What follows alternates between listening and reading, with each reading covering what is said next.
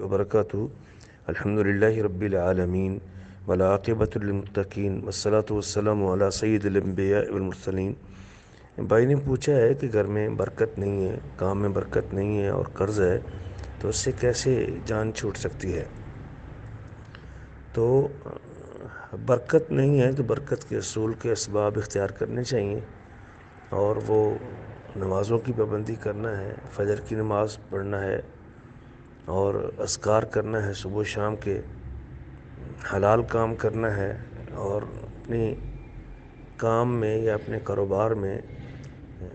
صدق اور اخلاص کو مد نظر رکھنا ہے، شریعت کی حدود کی پابندی کرنا ہے، اللہ سے دعا کرنا ہے۔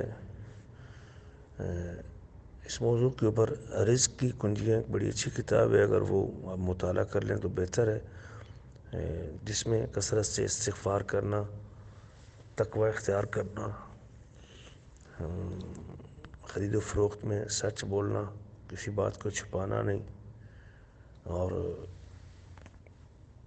سبحان اللہ پڑھنا، درود شریف پڑھنا، یہ ساری کی ساری چیزیں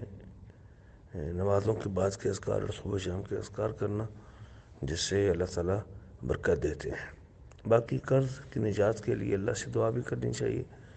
اور وہ خاص طور پہ یہ دعا اللہم اکفنی بحلالک عن حرامک واغننی بفضلک عمن سواک، یہ دعا